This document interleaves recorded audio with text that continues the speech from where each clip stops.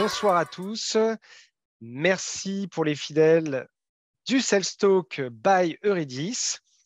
Donc, bienvenue dans ce 6e Sales Talk de l'année 2022-2023.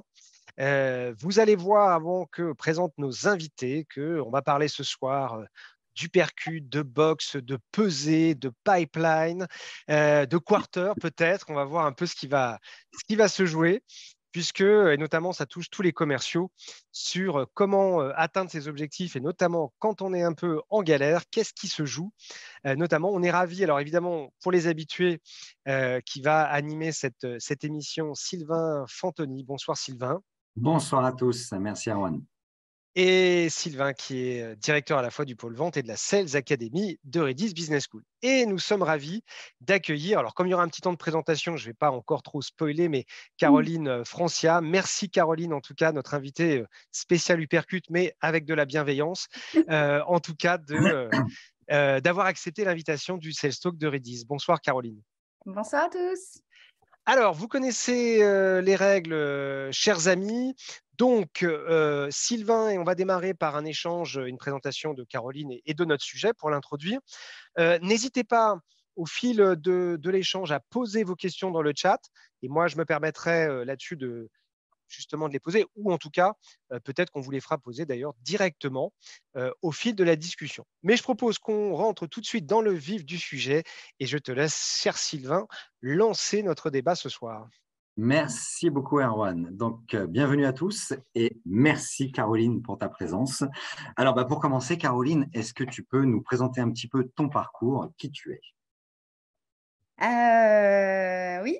Alors, mon parcours, c'est une école de commerce qui est maintenant Neoma, qui à l'époque était le 16e de Reims. À la fois France 2 ans, Espagne 2 ans, et après j'ai terminé par un petit master en Angleterre pour avoir le côté trilingue, avec une envie toujours d'être portée sur l'international. Et puis je suis tombée par hasard, comme une fleur, dans la tech avec Computer Associates et en tant que commercial, en prenant un premier job qui est l'équivalent, on va dire, du SDR de maintenant, sauf qu'à l'époque, on closait des deals qui étaient tout petits, mais on closait des deals. Et puis après, une fois que j'ai commencé, tout s'est enchaîné avec des oracles. J'ai ensuite rejoint Mentor Graphics, où j'ai eu la chance de partir 4 ans aux États-Unis. Donc, belle opportunité d'aller là-bas. Et puis ensuite, j'ai rejoint une école que certains connaissent, une école de vente qui est absolument fantastique, qui est BMC Software. BMC Software, dont de nombreux CRO et Head of Sales sont sortis et sont maintenant dans de magnifiques boîtes, pour en nommer quelques-unes, Snowflake, Datadog, MongoDB, etc. Et au bout de quelques années chez BMC Software, parce que j'ai un peu la bougeotte et puis j'ai toujours besoin d'être challengée. Donc, chez BMC, chaque année, j'avais un rôle un petit peu différent jusqu'à devenir global pour AXA et BNP. Et puis, à un moment donné, je me suis un peu touchée au MarTech avec Sprinklr. Et Sprinklr, c'était une aventure puisque c'était très loin de l'IT. On est vraiment dans le MarTech, donc des personas différentes. On vendait avec des gens que je ne connaissais pas, des CMO, des CDO. Et au bout de 6 mois, j'ai eu la chance, j'avais un manager Pygmalion, qui est Sébastien Boitel, qui m'a promue. Donc, la promotion a été quelque chose de très, très intéressant en tant que First Line Manager. On a fait des choses fantastiques chez Sprinklr, monter des paniers moyens de 20K à plus de 100K en 6 mois. On a fait des premiers nouveaux logos au bout de 9 mois à 700K. On a fait nos premiers deals à plusieurs millions sous 18 mois. Ça a été une aventure incroyable.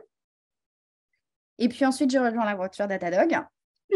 Et voilà. Bon, après, je me suis un petit peu désœuvrée du rythme américain startup, parce que je pense qu'il fallait vraiment que j'ai mon aventure entrepreneuriale. Et donc, depuis 3 ans, Hypercute First, donc une petite boutique de consultants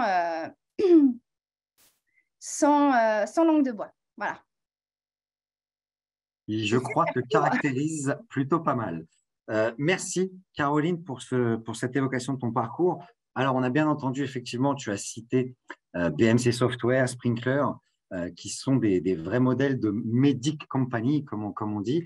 Est-ce que tu peux nous en dire un peu plus sur cet écosystème un peu particulier quand même, avec une vision vente qui est vraiment partagée, j'ai envie de dire, par l'ensemble de l'entreprise, avec un framework hyper puissant? Alors, avec ce qu'est en train de faire Andy, donc Andy White, qui est au UK, qui a monté la boîte Medic, avec 2 C. Est-ce qu'en train de faire Andy, en fait, Medic commence à vraiment avoir le vent en poupe là depuis, je dirais, 2019, on entend parler. Donc, en fait, ce qu'on appelle une Medic Company, c'est très différent de gens qui vont vous dire, voilà, nous, on fait du Medic. Parce que moi, j'en vois beaucoup et ça fait partie de mes clients aussi. Mais une Medic Company, c'est vraiment cet alignement parfait, de haut en bas, de bas en haut. Tout le monde parle Medic. Ça parle même Medic chez les SDR, ça parle même Medic chez les pre-sales, et ça, c'est BMC. Et ça parle Medic au niveau même delivery, scope de service, CSM. Donc, en fait, on a l'impression que c'est assez récent de parler de Medic as a common language, donc une langage pour l'ensemble des départements. Et en fait, pas du tout. Les vrais Medic Company, c'est de haut en bas, de bas en haut. Et même de manière très transverse sur l'ensemble des départements revenus. Et donc, en fait, c'est vraiment quelque chose, chez BMC, on va vous dire, ça fait partie de l'ADN, en fait. On ne parle pas d'une opportunité sans parler en termes médics, et on ne fait pas M-E-D-B-I-C. Ça ne va pas du tout dans cet ordre-là. C'est voilà, j'ai pas la peine, mon champion, il n'est pas assez fort. Ça fuse dans tous les sens. Et tous les managers parlent ce langage de manière à vraiment ne pas chercher. Alors, si vous tombez dans une boîte où en fait on vous demande un médic de M à C avec un espèce de système de reporting, vous savez que vous n'êtes pas dans une Medic Company. Une Medic Company, ça va vite. On est là pour aider. Un manager va vraiment mettre les mains dans le cambouis. Ça, c'est une vraie Medic Company. Et peut-être ce que tu peux nous évoquer, Caroline, c'est aussi cette culture de la business review tel que John le présente dans son ouvrage. Je crois que beaucoup de nos jeunes… Qualified Sales Leader. Exactement. Et beaucoup de nos jeunes vivent parfois des situations managériales avec des business reviews, puisque ça s'appelle comme ça, quelle que soit l'entreprise, où on est vraiment là pour simplement annoncer du pipe et juste être dans les clous. Est-ce que tu peux nous parler un petit peu de la différence fondamentale que ça crée d'être dans une business review quand on est dans un environnement médic?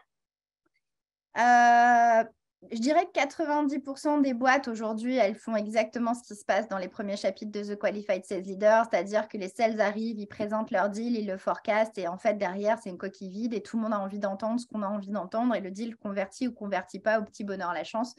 C'est l'inverse de ce qu'on a besoin de faire pour avoir une vraie forecast accuracy, donc je n'ai pas la traduction de ça. Une précision des prévisions de vente. Ok. Alors, ça veut dire quoi? Peut-être pour donner des chiffres et des métriques. Qu'est-ce que c'est que être… T'as dit quoi déjà? Précision. Précision, précis, avoir du revenu prédictible. Voilà. Alors, qu'est-ce que c'est qu'être prédictible? J'aime bien ce mot. Qu'est-ce que c'est qu'être prédictible sur ce qu'on annonce? Peu de gens le savent, mais entre la première semaine du quarter, puisque je sais que tu as envie de parler de quarter, entre la première semaine du quarter et la fin du quart où on a closé, la première semaine du quarter, si tu annonces 100, il faut, pour que tu sois prédictible, que tu aies closé entre 95 et 105. Voilà. Ça, c'est ce qu'on appelle la forecast accuracy, c'est 5% d'erreur. Et alors, est-ce que ça voudrait dire, Caroline, que si jamais tu fais 150 au lieu des 100 annoncés, c'est moins bien, c'est pas si bien vu que ça, quoi? Alors, en général, on ne tape pas sur les doigts parce que tu as ramé plus de thunes que tu devais en avoir. Néanmoins, c'est pas bon pour la boîte. Donc, ça veut dire que si un sales le fait, c'est pas grave. Si un département le fait, en général, c'est pas grave parce que ça compense, malheureusement, ceux qui ont forecasté plus et qui ont fait moins. Mais si tu as une boîte qui vraiment fait de l'horlogerie fine, d'accord? Qu'est-ce qui se passe? Je vais vous donner un exemple. Moi, j'ai eu un CFO une fois qui nous a fait ce pitch et ça a changé ma vision du forecast individuel. Donc, je vais vous le partager. Si le CFO, on lui dit bah, je vais ramener 100 et que il se dit mince, c'est pas assez pour faire cette acquisition, il m'aurait fallu 150. Je ne sais pas si tout le monde me suit là. Si, jusque-là, Très bien, c'est très hyper bien, clair. très bien. Donc, il ne fait pas l'acquisition d'une boîte avec un super produit qui potentiellement aurait pu vraiment développer la boîte, la plateforme, etc. Ou le CFO se dit, bon, mes sales, ils vont faire 100. C'est pas assez pour aller recruter des développeurs là. En ce moment, il faut que je joue serré parce que pour aller recruter les développeurs dont j'aurais besoin, il m'aurait fallu plutôt 120 ou 130. Et qu'est-ce qui se passe? La boîte fait 120, 130 ou 150. Donc, on est passé à côté d'une acquisition majeure parce qu'on n'a pas su être prédictible. Ou on est passé à côté de super recrutements parce qu'on n'a pas su débloquer le budget. Donc, dans ce sens-là, ça peut être aussi grave en termes d'opportunités manquées que l'inverse. L'inverse est très grave aussi parce qu'on se dit, oh bon, on a loupé un cohort. Bon, pas non, bon. Parce que en fait, si tu dis que tu vas faire 100 et que tu fais 80 ou tu fais 70, bon, le CFO, il se dit, super, je vais faire une acquisition. Il me fallait 100, ils vont me faire 100. Sauf qu'en fait, tu n'as pas de quoi payer l'acquisition. Donc après, il va falloir couper dans le PNL. Et qu'est-ce que ça veut dire? Ça veut dire que tu vas couper des gens, tu vas couper des têtes. Je pense que tout le monde est au courant de ce qui est en train de se passer on a recruté beaucoup plus que ce qu'on devait. Exactement. Aujourd'hui, ce n'est pas que Facebook ou Google vont mal, c'est qu'ils ont recruté beaucoup plus que par rapport à la croissance qu'ils avaient prédit en fait. Voilà. Alors, merci pour cet éclairage, effectivement, que je n'avais pas en tête. Je ne pensais pas à cette partie-là. On parle très souvent de l'impact sur le cours de l'action, puisque toutes les sociétés qui sont cotées annoncent des résultats et après justifient de leurs résultats. Et moi, j'ai comme exemple Commvault, qui est une société de cybersécu, qui a dérivé de 2% sur ses annonces et a perdu 18% en bourse. Quand on sait que tout le board de ces boîtes-là est payé sur des stocks, on imagine la pression que ça redescend quand on fait bouger le cours de l'action. Même tu vas plus loin, hein. Il y a Splunk qui a, je ne sais plus si c'était fin 2020 ou fin 2021, il faudra retrouver parce que là, les années Covid, moi, je les mélange toutes. Mais en gros, fin d'année 2020 ou fin 2021, Splunk a planté quelques gros deals. Ça a été plus loin que ça. C'est que en fait, bien sûr, la bourse s'est cassée la gueule, mais du coup, en fait, les investisseurs ont attaqué. Donc, en fait, il y a eu des mass actions. Oui, il y a eu des mass actions sur défaut de prédictibilité, etc., etc. Donc, en fait, ça peut être grave et ça peut couler une boîte. Hein.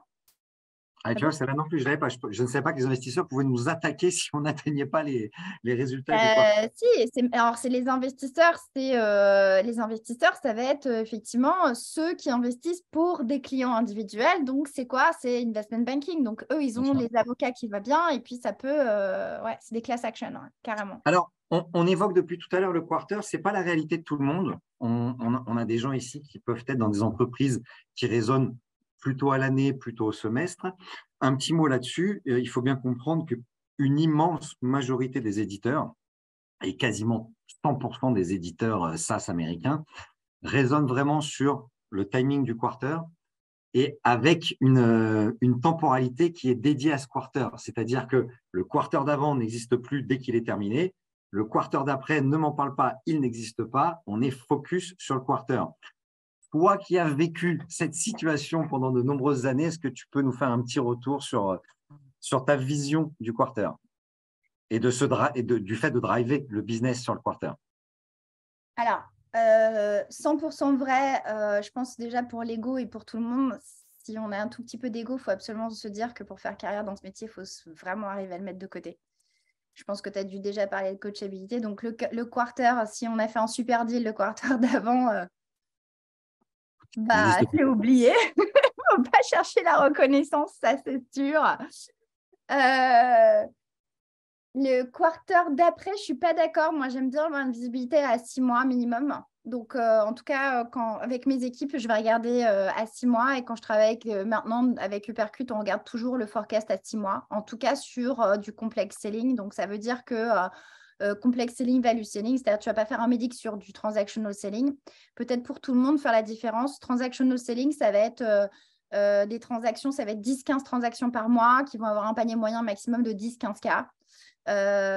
Complex selling, c'est effectivement là où on va pouvoir aller commencer à faire du médic. Moi, je commence à partir de 50K, mais en général, je mets la barre à 100-120. Donc, ça veut dire que en fait, je vois qu'un deal la moyenne est à 50, mais qu'on peut très, très vite passer à 100-120 et qu'il y a une histoire de revoir un petit peu le implicate the pain, de revoir un peu les champions pour vraiment aller développer la partie budget et urgence. Néanmoins, oui, c'est une réalité, le quarter, parce que c'est comme ça. Parce que c'est comme ça. C'est comme ça, c'est les C'est attentes. un état de fait. C'est un état de fait, on ne peut rien faire autour. Après, individuellement, si, on peut se changer la pression. C'est-à-dire que en tant que sales, il n'y a rien qui vous oblige à mentaliser votre client sur une fin de quarter. Au plus vous allez aller chercher son compelling event, au plus vous allez travailler son urgence à votre client, au plus vous allez vous retrouver que vous pouvez faire des deals en milieu de quarter. En fait, les gens n'arrivent pas. C'est un vrai mindset à changer. Moi, j'ai changé avec mon équipe chez Sprinkler. Le 15 du dernier mois du quarter, tout était closé. Mais parce que tout le mindset était en ce sens. On avait expliqué que après le 15, de toute façon, c'était plus possible. On n'avait plus les ressources pour traiter le légal. Toutes nos propales, elles partaient largement avant. Et donc, en fait, si tu veux, après, tu es dans une dimension autre où tu n'es pas, en fait, dans cet esprit où tu as l'impression de te noyer du 15 au 30 de la fin d'un quart. Mais tu es en train de préparer ton quart suivant, tu es déjà en train de faire des meetings. Et puis, il ne faut pas oublier que un complexe selling, tu ne fais pas un deal en 2 ou 3 mois. Donc, si tu n'es pas en train de travailler le quarter suivant, de toute façon, tu vas à un moment donné te retrouver à te noyer. Donc, il faut que tu travailles avec une visibilité sur 6-9 mois tout le temps. Il faut que tu aies des meetings. Faut que tu aies des meetings toutes les semaines. Je sors des métriques qui énervent un peu les gens, mais pour moi, il n'y a pas de deal dans le pipeline si tu ne parles pas à une personne chez le prospect par semaine. Donc, ça veut dire que même si c'est dans 9 mois, eh ben, pendant les 9 prochains mois, tu vas parler à une personne par semaine. Toutes les Et semaines. en fait, qu'est-ce qui se passe?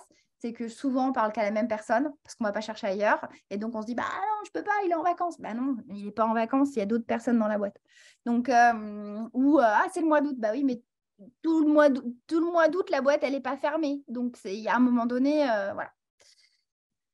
Alors, tu as évoqué un sujet qui est un vrai sujet, surtout, bon, je rappelle notre population de Redis qui sont des jeunes sales et qui souvent découvrent cet environnement tout de suite à la sortie de l'école. Tu as parlé de stress, de pression. C'est vrai que c'est une réalité du métier. Et le fait, effectivement, d'avoir une autre approche et de ne pas se laisser driver par les 15 derniers jours du quarter, c'est aussi une vraie solution pour ne pas subir et pour ne pas avoir cette pression qui abîme, on ne va pas se mentir. C'est quand on la gère mal, 4 fois par an, être dans cette situation hyper critique, hyper stressante, ça finit par avoir des impacts. Alors, magnifique transition. Pour ne pas avoir la pression, il paraît que le mieux, c'est d'être à peu près serein sur la réalisation de ses objectifs et de se dire que, bon, quoi qu'il arrive, bon an, mal an, on va y arriver. Donc, on arrive sur notre sujet. Est-ce que tu peux partager avec nous, Caroline, ce que tu mets en œuvre? Alors, en plus, il y a 2 axes, puisque on a la chance de t'avoir à la fois en tant que sales et manager sales expérimenté, issu de cet écosystème hyper sous pression des Medic Company, mais en plus maintenant consultante qui aide des entreprises à mettre en œuvre ce système. Donc, en fait, ce n'est pas quelque chose qui m'appartient. Hein, c'est quelque chose que j'ai commencé chez BMC Software. J'ai un peu peut-être fine-tuné au fur et à mesure de l'évolution et de son utilisation et de sa compréhension. En fait, on parlait juste avant que tout le monde nous rejoigne de se peser, c'est faire quelque chose qui est très, très désagréable, c'est se mesurer et se mesurer de manière sémanale. Et c'est quelque chose qu'il ne faut pas attendre forcément de l'entreprise, mais qu'il faut faire pour soi. Pourquoi? Parce que la plupart d'entre vous, vous avez un variable, vous avez des commissions et que de la même manière, en fait, vous avez envie de faire votre variable, d'exposer votre variable, de faire vos commissions parce que vous ne le faites pas que pour l'entreprise, vous le faites quand même pour vous. Enfin, en général, en commercial, c'est un peu le driver, quoi. Donc, Alors, Caroline, quand tu parles de se peser, se mesurer, qu'est-ce que tu mets derrière ça? ouais. Donc, on va faire un peu de maths. Je ne sais pas si tout le monde a… J'adore. Alors là, j'invite tout le monde, pour avoir déjà vu moi la démonstration, j'invite tout le monde à se munir d'un papier, d'un Non, stylo. surtout pas, ne faites pas ça, s'il vous plaît. Ouvrez un Excel ou une calculatrice. Blague à part, c'est enregistré, il y aura le replay sur YouTube. Ouvrez grand vos oreilles, ouvrez grand vos chakras, mais soyez concentrés parce qu'effectivement, mine de rien, il y a du métrique derrière tout ça, il y a des métriques intelligents.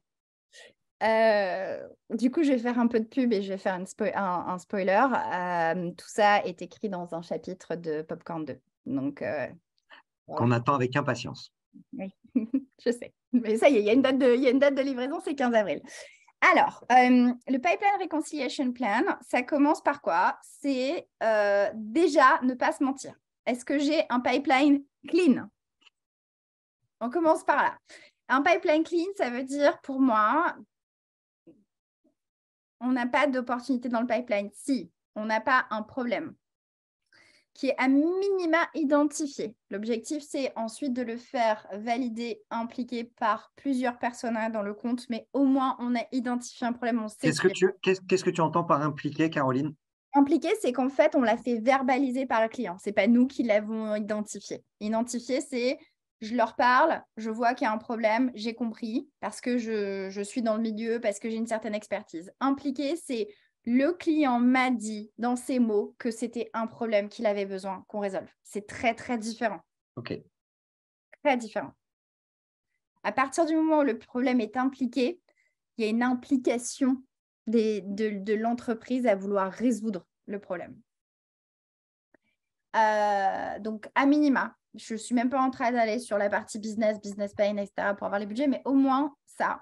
Et une personne qui s'engage à avoir des prochaines étapes. Alors, les prochaines étapes, pour moi, ce n'est pas forcément une démo, ce n'est pas forcément un POC, c'est presque surtout pas ça.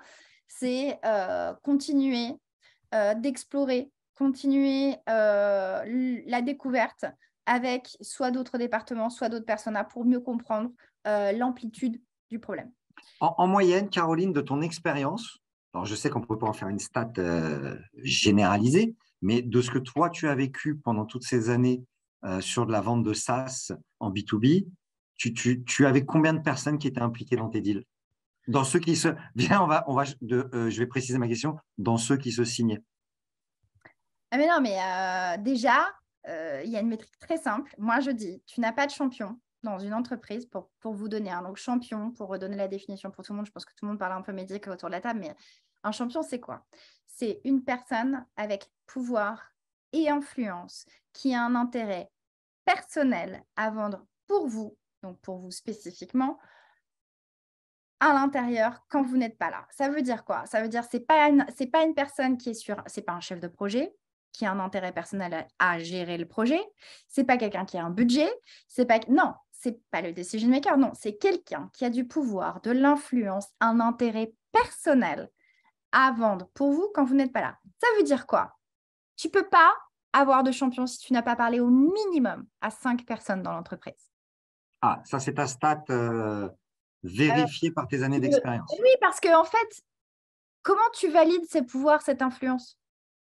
Comment tu valides qu'il est motivé, qu'il a un intérêt personnel? Tu peux identifier, mais comment tu vas valider? Comment tu vas… Après, il y a identifier, tester, développer. Mais comment… Non. Okay, et après, j'ai des stats personnelles sur tu as un deal à 100K, c'est autant de champions. Tu as un deal à 500K, c'est autant de champions. Tu as un deal…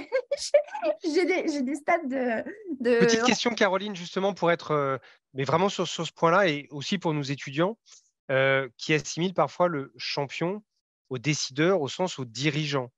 Est-ce que, puisqu'on est un peu dans les stats, est-ce que le champion est plus régulièrement le ou un grand dirigeant ou vraiment pas spécialement? Alors, j'aime bien. Est-ce qu'il y a une règle aussi ou pas spécialement? Alors, on a tendance, ça c'est hyper intéressant aussi, on a tendance à confondre. Moi, j'ai commencé de plus en plus à dissocier les niveaux de champion. Donc, comme tout à l'heure, on a parlé de Andy. Andy, il a fait le médic avec 2 C. Le premier C, c'est pour champion. Le deuxième C, c'est pour la compétition. J'adore Andy et il y a plein de sujets, compétition, etc. Moi, je ne fais pas la compétition parce que pour moi, on ne perd pas contre la compétition, on perd contre le champion de la compétition. Je réponds à ta question, mais j'y vais un par étapes. Ça veut dire quoi? Ça veut dire qu'en fait, tu perds jamais parce que la compétition a plus de feature functions, un meilleur prix. Tu perds parce que le champion de la compétition est meilleur, a plus de pouvoir, plus d'influence et vend mieux. Donc, dirigeant, pas dirigeant. Ce qui est sûr, c'est que dans Médic, tu n'as pas de notion de decision maker. Tu n'as pas la notion d'un décisionnaire unique parce que en fait, ça se fait à travers différentes étapes. Donc, moi, j'ai dissocié en fait plusieurs niveaux de champion. J'ai dissocié le champion opérationnel, qui est la personne qui va être proche en fait de l'utilisateur, comme on dit en anglais, le power utilisateur, c'est celui qui va vraiment mettre les mains dans le cambouis et il voit un intérêt personnel véritablement à utiliser la solution. Et je vois le champion, ce qu'on appelle le deal champion, lui, il voit, donc le deal champion peut être dans les dirigeants, il peut être C-level, il peut être même, j'ai vu des CEO deal champion. Et je vais même vous donner un exemple très, très concret. On a passé un deal de 200 à 400K l'année dernière. On a passé un deal de 200 à 400K sans changer la date de signature parce qu'on s'est rendu compte que le CEO n'était pas l'economic buyer. On a fait un deal review avec une deal sheet et je brainstormais avec l'équipe et je leur dis tout ce que tu me dis là, je ne le sens pas. Et alors, c'est des petites choses. Un champion, on a accès. Un economic buyer, c'est très difficile d'avoir accès. Et en fait, on s'est rendu compte, je pense que le CEO, c'est ton deal champion. On a travaillé les 3 why, dont l'executive brief. Il est allé voir le champion. Ils ont travaillé le truc ensemble, mais c'est parfait parce que j'avais peur d'y aller trop fort avec le budget. Là, je vais y aller. C'est le board qui prend la décision. Et c'est pareil. Est-ce que le board, parce qu'on va dire c'est collectif, c'est pas un economic buyer? Non. Au board, il y a un economic buyer. C'est celui dans le board que s'il dit oui, personne d'autre au board va dire non. Donc, il y a toujours en fait une notion d'individualité. Mais bien reconnaître qui est ton deal champion, ça peut changer la face de ton deal, véritablement. Donc, est-ce qu'un champion peut être un décisionnaire? Oui. Et est-ce qu'il faut avoir peur d'un economic buyer trop haut? Jamais. Parce que moi, je t'ai dit, je vais vous dire, on a fait un deal avec l'équipe à plus de 5 millions où on n'a jamais rencontré. On savait très bien qui était l'economic buyer. On avait 9 champions C-level et on n'a jamais rencontré l'economic buyer directement et notre CEO ne l'a pas rencontré non plus. Donc, c'est hyper intéressant ce que tu viens de dire, Caroline, parce que parfois, il y a des extrémistes du pipeline réconciliation. C'est ce que j'allais dire. Attends, on va y revenir. En tout cas, je reprends ce point parce qu'il y a parfois des gens qui veulent appliquer Médic de manière hyper rigoriste, carrément, et qui te disent si on ne rencontre pas l'économic buyer, je ne prends pas ton deal, ça ne peut pas être un deal, alors qu'on le sait, il peut y avoir des deals qui se font sans. En tout cas, sans le rencontrer, évidemment. Alors, revenons justement, Caroline. Ils diront qu'il faut avoir accès à l'économic buyer. Et c'est là où, en fait, on se trompe quand on pense que l'accès, c'est le rencontrer. Accès, c'est avoir un champion qui systématiquement prépare son meeting, revoit avec toi, te débriefe derrière, te dit comment ça se passe, etc. Et ça, je pense que c'est vraiment important parce que moi, je l'ai vécu dans plusieurs boîtes différentes où j'ai fait des beaux deals et je n'ai pas eu la rencontre avec l'économic buyer. Bien sûr, si tu peux le rencontrer, c'est mieux. Mais moi-même, je dirais qu'il faut faire attention à ne pas aller rencontrer un economic buyer trop tôt, parce que si tu n'as pas fait ton discovery avant, tu vas juste pitcher du produit et tu vas te cramer total. Exactement. Alors, revenons à nos moutons, j'ai envie de te dire, Caroline. On en était à l'étape. OK, premier sujet pour pouvoir soit être certain ou soit sortir de sa galère, on sent qu'on ne va pas y arriver, ou au contraire, on veut s'assurer d'y arriver. Step 1, je pèse, je mesure. Alors, qu'est-ce qu'on va faire? On va prendre son quota. On va déduire de son quota tout ce qu'on a déjà closé, donc tout ce qui est close one. Donc, Tiens, Sylvain, tu vas faire la calculatrice. Vas-y. Admettons que j'ai un quota d'1 million cette année. J'ai closé 200K depuis le début de l'année. Il me reste 800K à faire. Je peux enlever mon commit. C'est à vous de voir. C'est soit vous jouez gros, si j'ai 100K en commit déjà, c'est bien sécurisé, etc. Je les enlève. Je les enlève. Donc, j'arrive à Allez, 700. on va prendre l'option, on a confiance. 700K. 700K, on va partir sur la moyenne du marché qui est… Donc là, je vous invite à regarder, passer un petit coup de fil avec votre…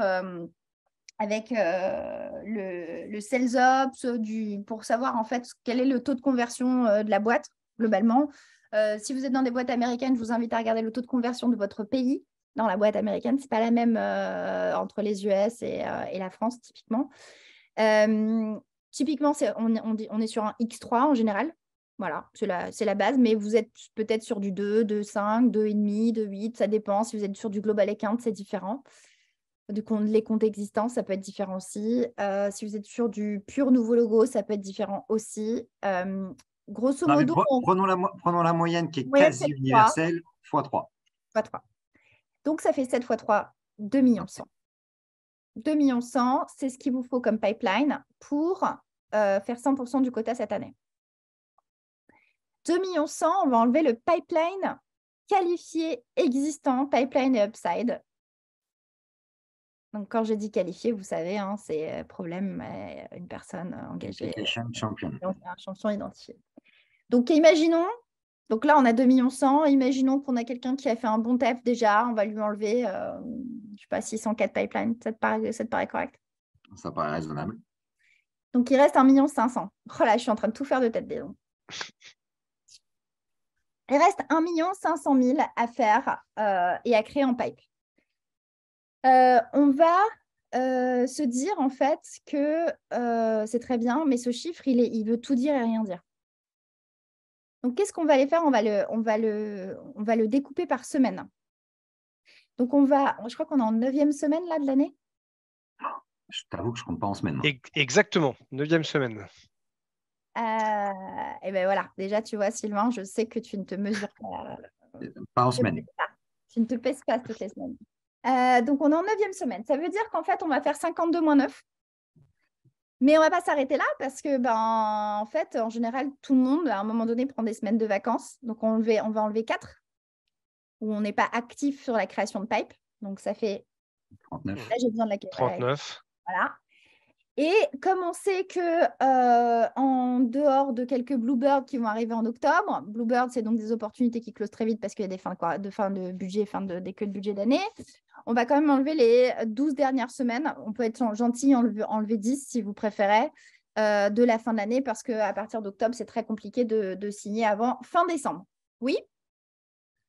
Donc, on passe à 29. Voilà. J'étais gentille, j'en ai enlevé que 10 au lieu de 12. Et on va faire 1,5 million divisé par 29. Donc, on doit sortir 51 724, très exactement. Allez, on l'a fait à 50 000. Voilà. Ça veut dire que chaque semaine qui passe où je ne crée pas de pipeline, ce chiffre augmente. Ça veut dire que chaque semaine où je crée plus de pipeline, ce chiffre diminue. Ça veut dire que chaque semaine où j'ai du close one, ce chiffre diminue. Pour vous donner quelques métriques, si vous avez moins de 100K à créer par semaine, ça veut dire que vous avez de fortes chances de faire votre année. Si vous avez plus de 120K à créer par semaine, il faut vraiment s'activer. Ça c'est une stat, toute entreprise, partout où tu as été, tu as constaté cette stat-là. Si tu as plus de 120K à créer pour essayer de rattraper ton année, ça commence à être chaud. Et si tu es au-dessus de 150, il faut vraiment avoir un focus pipeline 80% de la semaine, quoi. OK. Donc alors, attention, pipeline, ce n'est pas juste aller chercher des nouveaux logos. Ça peut aussi se dire, comme je vous ai dit, on peut passer un deal de 200 à 400K. Moi, j'ai aussi une jeune femme qui a fini son année en septembre parce qu'on s'est regardé, on a regardé un deal. Elle l'avait mis à 50 parce que toute la boîte faisait des deals à 50K. Je lui ai dit, mais tu as vu la taille de ta peine? Je lui ai dit, envoie une propale à 200. Elle a signé à 200. Et donc, le pipeline, il ne vient pas juste de se dire, il faut que je crée des nouveaux, faut que j'aille prospecter des nouveaux comptes. C'est aussi faire grossir vos paniers moyens, faire grossir vos deals, sécuriser vos deals. Et faire du qualify out. Alors ça, je ne peux pas le dire assez, c'est ne vous accrochez pas au faux pipeline parce qu'au plus vous vous accrochez, au plus vous vous donnez dans des activités et vous travaillez, vous vous donnez à fond et ça ne convertit pas, c'est du temps que vous n'avez pas pour créer du bon pipeline qui va convertir. Donc, le qualify out, il faut le faire. Pas de pain, pas de champion. On a un coach un peu mou à la poubelle si on n'arrive pas à aller débloquer ce compte ou cette opportunité. Et c'est un vrai sujet parce que énormément de sales préfèrent être dans cette suractivité qu'on sait au fond de nous-mêmes un peu inutile plutôt que d'aller se confronter au fait d'aller chercher du nouveau pipe. Ouais. Mais ça vient aussi du manager d'encourager à pouvoir mettre ce pipe à la poubelle. Moi, je connais des gens qui ont failli louper leur carrière et qui ont eu une carrière brillante, et je ne dirai pas les noms, parce qu'au début, ils s'accrochaient à des deals comme ça, et parce que, et c'est chez BMC, parce que ils ont eu les bons managers qui leur ont dit « Non, mais arrête, tu t'épuises. » Et c'est vrai, on s'épuise en plus à vouloir essayer de convertir quelque chose qui n'est pas convertible. Auraient pu planter non seulement leur année, mais vraiment tout le reste de leur carrière, parce que tu t'épuises véritablement. Donc après, tu commences à douter de tes capacités. Enfin, tout est remis en cause, quoi. Alors là, Caroline, on est sur l'étape où maintenant, on a sorti sa calculette, on s'est regardé de manière objective, en tout cas, on a regardé son pipe de manière objective, Ouais. et donc on arrive à ce chiffre qu'on espère être en deçà de 100, parce que sinon, on a bien compris que ça sentait un peu mauvais. On arrive sur l'exemple que tu as pris, on a 50 cas à faire par semaine. OK, ça c'est la mesure. Je me suis donné un target intelligent qui en plus est variable, qui s'ajuste, comme tu le disais. Ouais. Si je tombe un gros deal, ça baisse mon besoin de faire ce pipe hebdomadaire. Qu'est-ce que tu peux nous donner d'autre comme tips activables? Après, en fait, ça s'appelle un plan. C'est-à-dire, c'est pas juste avoir le chiffre, c'est comment je vais faire ce chiffre. Donc, on va repartir au 1,5 million et on va se dire, OK, qu'est-ce que j'ai comme terrain de jeu? Quels sont les comptes? Où est-ce que je peux faire de l'upsell? Où est-ce que je peux faire du cross-sell? Où est-ce que je peux pénétrer rapidement? Sur quelle initiative je vais aller?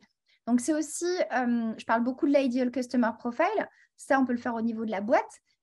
Mais je dis souvent, en fait, des trucs tout bêtes. Allez regarder dans la boîte qui sont les clients qui dépensent le plus. Qui sont les clients qui dépensent le plus? Sur quel cas d'usage? Et est-ce qu'on peut s'en inspirer pour aller essayer de répliquer ça? Alors, quand on est dans des boîtes américaines, il faut surtout aller... en fait, en tant que sales, on a tendance à attendre beaucoup des autres. On a tendance à attendre du partner manager, on a tendance à attendre du marketing.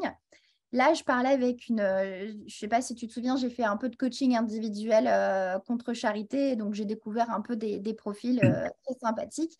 Et j'avais une nana qui me parlait. Je dis, mais attends, Uber, c'est un client pour vous? Elle me dit oui, aux États-Unis, pas en France. Et je dis, alors, c'est un client. Donc, tu vas aller, t'appelles la DG Uber, tu lui dis, hey, je voudrais t'inviter à déjeuner, vous êtes des super clients, qu'est-ce qu'on peut faire ensemble comme activité? Tu ne vas pas forcément vendre à Uber, mais elle va pouvoir avoir la notoriété, le network de cette personne. Elle a accès, en fait. L'accès, il est déjà là. Donc, en fait, il faut penser un peu, sortir de son territoire, sortir du classique, penser à d'autres choses, tu vois, d'autres événements que tu peux aller booster. Si on attend que le marketing fasse, bon, il y a des gens qui sont fabuleux, qui ont créé leur propre ligne de podcast. La ligne de podcast, je ne sais pas si vous le savez, mais c'est une ligne de prospect, en fait. Tu veux dire les gens qui sont abonnés à ton podcast? Non, quand tu crées un podcast et que tu vas interviewer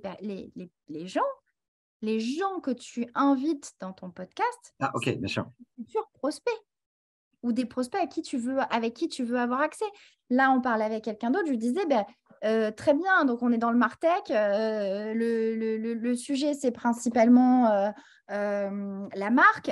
Bon, bah voilà, tu veux avoir accès à certains brand directors, tu les appelles, tu dis, bah voilà, je vais créer un panel, je veux créer un événement, un petit déjeuner à Paris, on va créer un panel avec des directeurs de marque, je souhaite faire un entretien avec vous. Bah là, tu t'ouvres directement 20 meetings de disco, en fait. Je trouve l'idée du podcast excellente, Caroline. Là, on parle bien d'un sales qui, de sa propre initiative, se dit, moi, je vais faire un podcast sur un sujet et je vais aller interviewer mes prospects potentiels. Mais complètement. Après, C'est tu peux te faire aider de ta boîte, de hyper ton créatif. marketing, etc. Ou tu peux dire, je vais organiser un petit déjeuner avec un panel.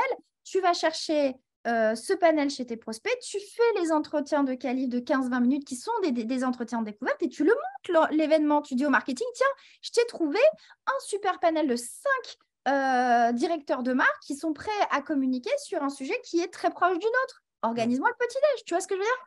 En fait, on a tendance à attendre que les gens nous trouvent, des gens, des machins, etc. Mais ça se passe chez toi, en fait.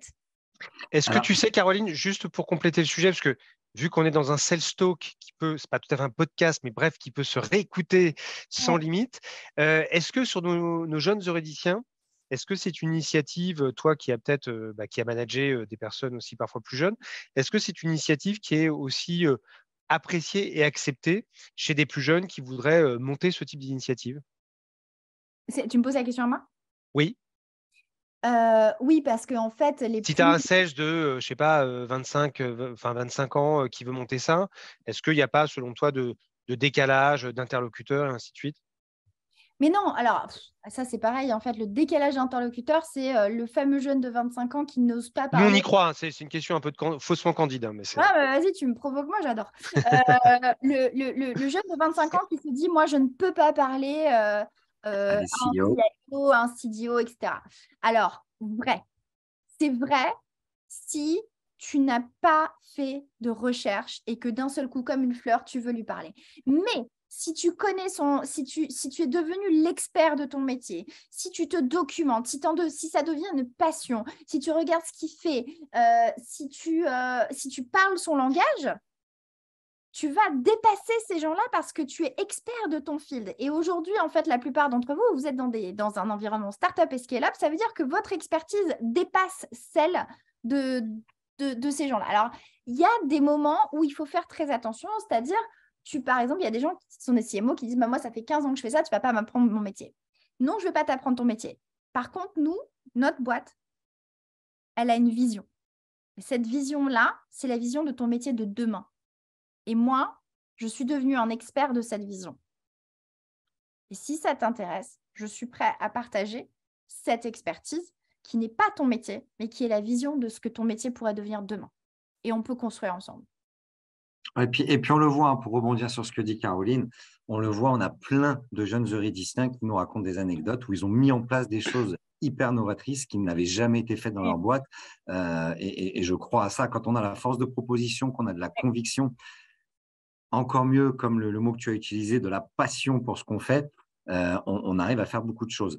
Alors, je vais rebondir sur ce que tu disais tout à l'heure, puisque effectivement, moi, je le constate énormément. Tu sais, on demande à beaucoup de sales de faire des plans de prospection et on est quasiment toujours à aller chercher des logos sans même se poser de questions.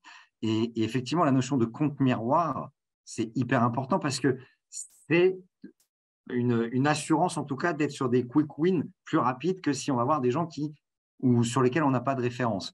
Tu nous as dit, donc ça, c'est un premier sujet. En termes de pipeline, quand on veut se dire, je veux garantir d'atteindre mon quota, il faut d'abord aller là où on a le plus de chances de signer. Ouais. Et encore plus pour nos jeunes commerciaux, où la notion de réussite pendant l'alternance est hyper déterminant pour la suite. Un alternant, il a cet enjeu de réussir à faire des choses assez rapidement. Et effectivement, je crois que c'est un conseil très précieux que de se dire, analyse les meilleurs cas d'usage de ton entreprise et duplique-les en mode compte miroir. Tu nous as dit aussi tout à l'heure quelque chose, c'était l'upsell et le cross-sell. Et sur le fait de faire de l'upsell, qu'est-ce que tu pourrais nous donner comme conseil? Parce que quand on a du pipe et qu'on est plutôt milieu, voire 2 tiers de quarter, c'est souvent compliqué de se dire, je vais aller chercher un deal qui va se faire là et qui va tomber de nulle part, ou alors il faut vraiment avoir beaucoup de chance. Par contre, faire grossir la taille d'un deal, est-ce que ça te semble, plus facile que d'aller chercher un new deal? Et qu'est-ce que tu pourrais nous donner comme bonne pratique, en tout cas pour se poser les bonnes questions, pour voir s'il n'y a pas possibilité d'élargir la taille de son deal? Je vais te le dire, mais pour la plupart, je pense que ça reste en théorie tant qu'on n'a pas mis les mains dans le cambouis, parce que je le répète et tout le monde me dit oui, oui. Et à chaque fois, quand je reviens dans les deals, les gens me disent « Oh !» Tu vois, c'est vraiment, si on prend dans le I de Medic, tu as implicate. Pour moi, c'est implicate. Après, tu as identify, indicate, implicate, mais pour moi, c'est implicate. C'est à quel niveau tu as impliqué la paye. Alors, si tu n'as pas un problème, et en fait, on va voir que beaucoup de gens vont confondre situation et problème. J'en parle beaucoup, je le répète tout le temps sur LinkedIn, mais parce que toutes les semaines, j'ai des exemples où on confond situation et problème. Ça va encore arriver cet après-midi, où un jeune homme brillant a dit « Ah bah ouais, t'as raison, en fait, je suis retombée dedans. » Voilà, il est brillant, il comprend, il a la compréhension, mais quand il le fait, tu vois, c'est comme moi, quand je fais du yoga, la prof, elle me le montre, j'ai compris, je le fais, ça n'a rien à voir avec ce qu'elle a fait. Voilà, donc je vais essayer de te le donner en théorie, mais déjà, la différence entre situation et problème. Donc, le mot magique, mais qu'on ne peut pas poser à chaque fois dans une conversation, c'est « En quoi est-ce un problème pour vous ?» Et la chose suivante, c'est de dire quelles sont les initiatives que vous avez déjà mis en place pour régler ce problème d'un point de vue ressources ou d'un point de vue process. Parce que vous êtes la technologie et on vient vous voir et parfois, surtout quand c'est en inbound, on veut une solution. Mais est-ce que déjà, ils se sont bougés en interne? Ça va vous donner le signe de si est-ce qu'il y a du leadership impliqué? Est-ce qu'il y a du budget impliqué? Voilà. Quelles sont les initiatives que vous avez commencé à mettre en place pour résoudre ce problème? Et puis, à travers ça, on va aussi peut-être découvrir que ils ont essayé 3 fois de mettre des initiatives en place et que ça ne marche pas et qu'on est le dernier recours possible. OK? Donc, le problème. Et puis, après, on a des problèmes qui sont très opérationnels. Et ces problèmes opérationnels, c'est très, très bien, mais en fait, le leadership, il s'en fout royalement, il jamais mettra un centime pour le régler. Donc, essayez de comprendre en quoi ce problème opérationnel a un impact sur la société, sur son revenu, sur ses coûts, sur sa réputation. D'accord? L'ensemble de tout ça fait qu'il va y avoir urgence et il va y avoir budget pour bouger les choses et bouger les lignes. Ça, c'est la taille de ton deal. Ça, c'est ton budget sécurisé. Donc, le conseil, là, si je retranscris ce que tu nous dis, c'est de ne pas s'arrêter au premier problème qu'on a trouvé et imaginer que c'est ça qui va faire bouger les gens, de l'impliquer avec, quel que soit ton deal en fait, de l'impliquer avec, essayer de l'impliquer encore avec d'autres personnes et surtout de sortir effectivement d'un problème purement process, métier, mais qui n'implique pas le business. Parce qu'en vrai, quand on y réfléchit, et je sais que c'est très souvent une grosse difficulté pour les jeunes commerciaux, c'est qu'ils se disent « Oui, mais moi, je vends du stockage. Je vends des solutions de storage. Alors, le business du client, je ne suis pas dessus. Quoi. Moi, je suis dans la salle informatique, je suis dans le data center du client et je fais du storage. » Bon, c'est jamais vrai. Il y a toujours possibilité. Alors, parfois, le fil est un peu ténu. Hein. C'est-à-dire qu'on fait un lien qui finit par arriver au business, mais c'est déjà hyper sécurisant pour le deal et ça peut permettre, ce qu'on se disait tout à l'heure, d'augmenter la taille du deal et le budget qu'on va pouvoir y consacrer. Oui, dans le stockage, en fait, tu as quand même des vrais sujets parce que la taille du stockage, la sécurité du stockage va dépendre énormément des initiatives et des business stratégies qui sont en place. Donc, si tu connais un peu les business stratégies, même si tu parles qu'à l'IT, et même si tu ne sors pas de l'IT, impliquer les business stratégies dans la manière dont ils scopent, ça fait une grosse différence déjà, rien que ça. Oui, et on se rend compte parfois que le marketing ne fait pas certaines actions parce qu'on leur dit qu'il n'y a pas l'espace, qu'on leur dit qu'il n'y a pas la ressource. Et donc, en vrai, là, ça y est, on va commencer à rentrer sur la partie business. Alors, je vois que le temps file, donc il faut qu'on essaye d'avancer encore un peu. On a tellement envie que tu nous donnes… Il n'y a vraiment pas beaucoup de questions. Hein, Oui, c'est parce qu'on est trop clair, Caroline. Quand c'est clair, il n'y a pas de questions. ou pas assez. Ou alors, c'est tellement mystérieux que personne ne comprend ce qu'on est en train de dire. Mais je ne crois pas. Alors, on a dit, donc, d'abord, regarder les comptes miroirs pour essayer d'aller chercher du business qui va être plus accessible. Ensuite, aller sur la taille de ces deals en cours. Qu'est-ce que tu peux nous donner d'autre comme bonnes pratiques qui t'ont permis soit de garantir, puisqu'on a bien compris qu'il y a deux aspects, c'est soit se prémunir, se garantir, entre guillemets, qu'on va atteindre son quota, ou faire en sorte qu'on va l'atteindre quand on sent qu'on est mal parti pour le faire. Alors, il y a plusieurs piliers à la prospection. Il n'y a pas le pilier automatisation, en tout cas pas dans mon esprit. Donc, il faut connaître ses comptes. J'ai des gens qui me parlent de tiering, tier 1, tier 2, tier 3. Bon, ça, c'était bien dans les années 90. Maintenant, on est vraiment sur un ICP avec un scoring d'ICP. Donc, on va regarder qui a le plus de chances de convertir. On va aussi aller challenger certains des comptes. On va aller challenger son management sur pourquoi on m'a donné ce territoire, comment il a été construit, est-ce qu'il est équilibré, est-ce que j'ai des choses, quels sont les cas d'usage, surtout quand on a alternance, c'est OK, très bien, tu m'as donné un territoire, est-ce qu'il a été défini au petit bonheur la chance ou est-ce qu'il fait partie de l'ICP? Et s'il fait partie de l'ICP, donne-moi les 5 à 8 critères que l'entreprise a utilisés pour définir cet ICP pour que je puisse m'y accrocher et que je puisse crafter mon message. Ça, Alors, attention, parce que là, je sens déjà les managers traumatisés par les questions trop pointues de nos alternants.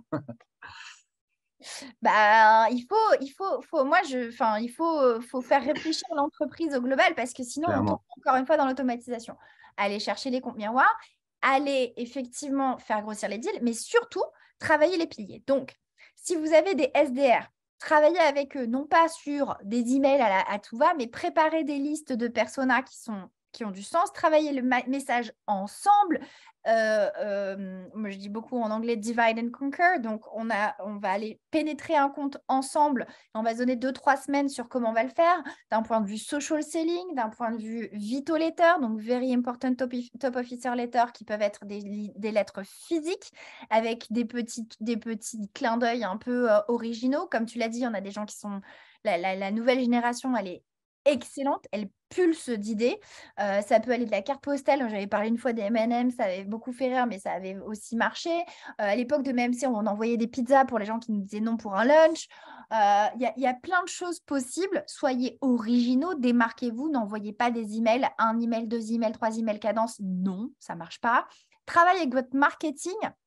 Vraiment, le marketing, il faut être force d'idée. C'est-à-dire qu'il faut… Moi, le nombre de fois où je dis, voilà, je vais faire un women event. Mon marketing me dit, pourquoi? Je dis, parce qu'en fait, je vais t'emmener tous les DSI de la région. J'ai ramené les 9 DSI françaises chez BMC et j'ai fait un dîner exclusif. Ça a été incroyable, l'impact sur le network et le pipeline. Le marketing, il a payé. Donc, voilà. Et j'ai fait venir en plus des execs femmes. Bon, c'était à l'époque, on n'était pas aussi parité que maintenant, mais à l'époque, ça avait vraiment super bien marché. J'ai lancé aussi l'initiative femmes chez Sprinkler où on a fait des panels de femmes dans le digital et donc c'était des apéros et on a ramené 30-50 personnes qui ont été sponsorisées par le marketing. J'ai un sales qui en QBR a dit moi je voudrais faire des dîners exclusifs à la parisienne où on est 6 à 8 mais dans des lieux machin. Ça a marché du tonnerre, on a eu tous les CDO de France et de Navarre, je ne peux pas vous donner non, mais c'était fabuleux. Au début, le marketing ne voulait pas en entendre parler. C'est le sales department qui payait les dîners comme un dîner de sales. Donc, c'était un billet à 3-4 000 quand même. Donc, c'était des trucs assez exclus. Le deuxième dîner, en fait, le marketing nous a supplié de prendre le budget parce qu'on avait tellement d'impact sur le pipe. Donc, il faut penser différemment, en fait. C'est ça. En plus, tu as cité l'automation. Alors, moi, je crois que l'automation, c'est un outil. Donc, si on l'utilise très bien, on peut aussi faire des choses bien.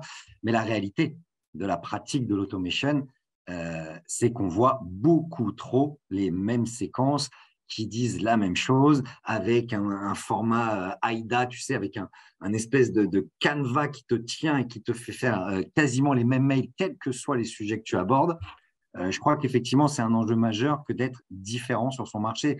Et ça, c'est une possibilité qui est donnée aux jeunes. C'est-à-dire que là, tu as cité des exemples. qui nécessitent un vrai budget. Tu veux faire un dîner Oui, mais tu exclusif. vois, par exemple, là, tu parles automation, mais moi, je me souviens avoir fait des emails à l'époque très pointus où dans le titre, j'utilisais une partie du tweet de la personne que j'essayais de contacter. Et en fait, forcément, la personne reconnaît son tweet parce que c'était un tweet très original. J'enclenchais avec une phrase, voilà, c'est en mode Vito. Euh, Aujourd'hui, je travaille avec des boîtes qui ont très peu de budget. Le podcast, c'est minimum budget. Tu as accès à des gens de qualité. Ça, je trouve cette idée exceptionnelle, Caroline. Social selling, Nous la partagerons avec les jeunes eurédistes.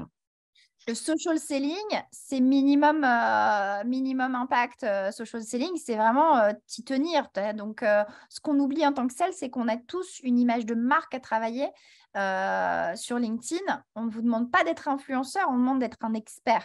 Et on s'en fout de l'engagement que vous avez. C'est que quand quelqu'un reçoit une Vito ou un email de votre part et qu'il va voir votre profil, il se dit « Wow, ce gars-là, j'ai envie d'engager, il sait de quoi il parle. » Ce n'est pas l'engagement qui compte, c'est le niveau d'expertise que vous reflétez dans votre... Alors, Caroline, je fais presque un petit arrêt pour les eurédiciens qui nous écoutent. Absolument essentiel ce que vient de dire Caroline et tout ce qu'on vous dit sur le social selling, mais surtout de travailler une ligne éditoriale, c'est très important quand après vous allez contacter quelqu'un. Juste un exemple qui n'a rien à voir, pardon, mais sur l'originalité, il se trouve que j'ai été interpellé, je reçois 2-3 messages un peu sur la digitalisation en me disant vous êtes sûrement intéressé, ainsi de suite. Bon, ça passe. Et sur LinkedIn, je reçois la même personne qui à un moment donné change complètement et m'envoie un petit morceau de papier, enfin une photo écrite à la main, en disant ouais, peut-être que la digitalisation, ce n'était pas finalement un sujet aussi important pour vous, mais sachez que, et j'ai trouvé ça hyper drôle, très interpellant, alors un petit peu piquant évidemment, mais sauf que je m'en souviens encore, et ça a permis après d'échanger sur des sujets. Donc les jeunes, soyez créatifs, en tout cas. Alors, Voilà. comme je vois qu'on arrive malheureusement à Oui, la fin de cette heure, si on veut synthétiser un petit peu les points les plus importants dans tout ce que tu nous as partagé, Caroline, il y avait donc le fait de, peser, mesurer, être vraiment honnête avec soi-même et son pipe, mettre en place ce système de découpage hebdomadaire ramené au pipe qu'on doit générer avec la règle des x3, etc., etc. Ça, c'est un exercice auquel tout le monde devrait se confronter. Je vous invite tous à le faire. De se dire, Je dis ça, mais j'aime pas me peser non plus toutes les semaines. de se dire, on va réussir à faire des quick wins, en fait, des victoires plus rapides, si on va chercher les comptes miroirs des meilleurs use cases de son entreprise, de peut-être d'abord se poser la question sur ces deals. Est-ce que j'ai impliqué suffisamment de monde et est-ce que je ne peux pas élargir mon périmètre? Et puis, the last but not the least, ce qu'on vient d'évoquer, c'est-à-dire le pipeline generation, c'est-à-dire être créatif et surtout actif sur le fait d'être en permanence en train d'aller générer du business. Caroline, merci beaucoup pour ce partage que tu as fait avec nous. C'était un vrai plaisir d'avoir une vraie experte comme toi et puis une aussi digne représentante de Women in Tech. Merci à toi. J'espère qu'on aura l'occasion de faire d'autres events et que tu nous feras le plaisir de venir. Avec grand plaisir. Grand merci Caroline. Alors moi qui suis moins expert que Sylvain, ça m'a éclairé. Je vais revoir mes métriques également en termes de pesée, de pipe et ainsi de suite. Merci. Alors sachant que ça va être une super transition puisqu'on a encore… alors sachez d'ailleurs que comme le disait Sylvain, cette émission va être, alors pas tout à fait podcastable. Je fais un petit clin d'œil aussi à Olivier Guitoni, qui visiblement est dans le game sur le sujet du podcast et des sales. Notamment, vous pourrez revoir ça sur la chaîne YouTube dès la semaine prochaine, on va dire, notamment. Et puis, on a un prochain Sales Talk d'exception, le jeudi 8 mars. Alors, on fait très, très souvent intervenir des femmes dans le domaine de la tech ou des sales. Là, ce sera Women in Sales Tech avec 3 eurédiciennes dirigeantes, ou en tout cas qui ont des très beaux postes, et on s'interrogera sur cette question du plafond de verre. Est-ce qu'il a été enfin brisé justement pour faire du business? Il y aura peut-être des questions là-dessus. Alors peut-être que Caroline sera de l'autre côté cette fois-ci pour poser des questions ou intervenir par ailleurs. Merci chers amis, à très bientôt et encore mille merci Caroline, et on espère peut-être vous voir physiquement sur le campus parisien une prochaine fois. Ça marche. Merci à tous. Merci Excellente Sylvain. soirée. À très bientôt.